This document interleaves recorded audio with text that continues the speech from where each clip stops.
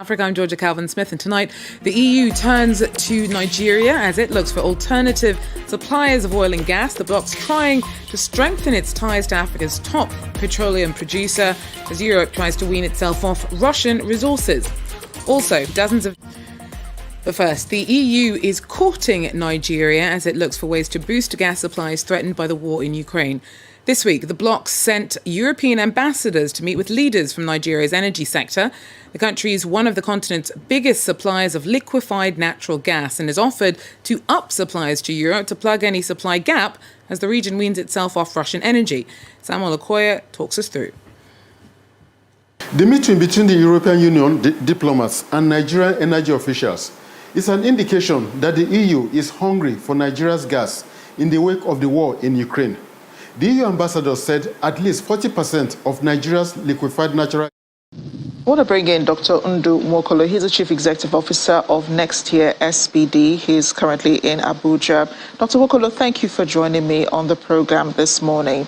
And I know that you've been hearing, about this Russian military missile attacks on a military arsenal in Odessa, and how, they're destroying weapons that were donated by countries like the US and other Western countries, for Ukraine to help the forces fight against the Russian troops which have invaded the country.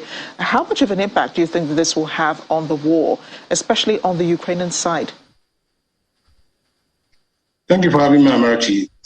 First, I think this will extend the war, and there's the likelihood the West will want to up the arsenal by bringing more resources. If you look at this war, initially we thought it was going to be a kind of an asymmetrical conflict where Russia will walk in and walk out, but it's not playing that way. Ukraine has resisted them and will continue to resist them. With the approval of more arms coming from the United Kingdom and what we see, America asking the Congress to approve more budget, Germany donating more arms, we're in for a long day. So it's not as what Russia thought it would be. But the entire thing is, how will this continue to affect the global politics? How will this continue to affect global development in terms of food and other forms of human development? So Russia will continue to pound in more arms, more attack on Ukraine.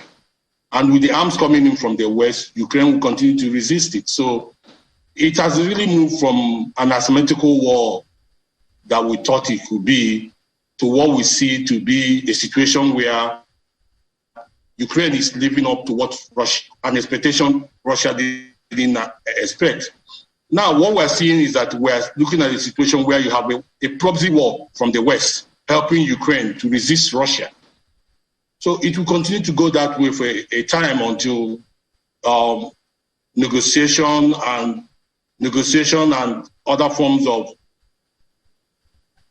other issues begin to play out that people need to take to the tables. For now, this is what we're seeing. What would be fair in this war? And I ask this question because, Russia has threatened these countries that are supplying Ukraine with weapons, saying they will also get a taste of what's been going on in Ukraine. We've heard rumors of the Russian government planning to send missiles all the way to the UK. And, Russia also threatening other neighbors around Ukraine for their support as well. But here you are also, on the side of, these Western countries also still supplying weapons, still making this huge military fundings available to the Ukrainian government to help, to purchase weapons, to support the government in some way or the other, to fight this war. What would be fair ground for this, what would be a fair ground in this war when you look at it? In war, propaganda is the game. So misinformation and disinformation is allowed. You are allowed to even say what you cannot even do, but what you can even imagine. So Russia knows the capability of some of the countries that it may not dare to attack. Now, remember, it's almost like NATO, through a proxy means, fighting Russia. So Russia knows that it might not go that route. It might still want to just to pump up the volume and try to show that they have the capability to defend themselves and attack. Now, it's equally important for us to understand that why I said misinformation and disinformation is allowed, that propaganda is gained. The benefits, who's benefiting from this war. You have countries that are making arms to be sent to Ukraine. You have countries that are supplying, funding, for the purchase of military weapons. You have countries that are sending in, humanitarian provisions, for Ukraine, and there are countries that are also helping Ukrainians also settle. So who is benefiting from this war apart from Russia that intends to overtake and run over a legitimate government in Ukraine?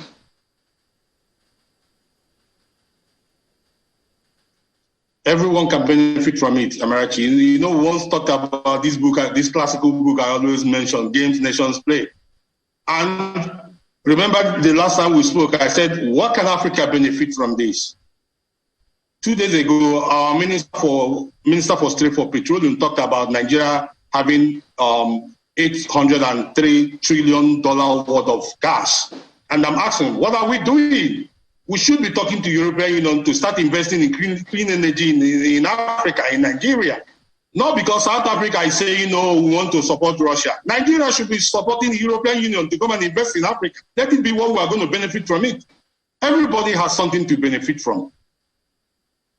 So I think that's what we should be benefiting from it. Everybody, those who are producing arms are going to benefit.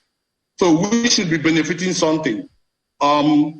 Russia, because after this whole thing, there will be reconstruction. Most of the companies that will reconstruct Ukraine will be coming from the West.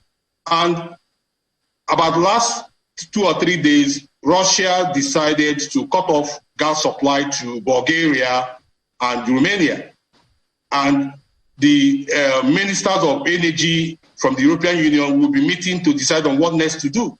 So African countries that are producing gas should be sending delegates to the European Union now to say, come on, we are not your enemies. Come and invest in clean energy in Africa. So I think everybody has the opportunity of benefiting, and be strategic about it and be realistic about it and go for it.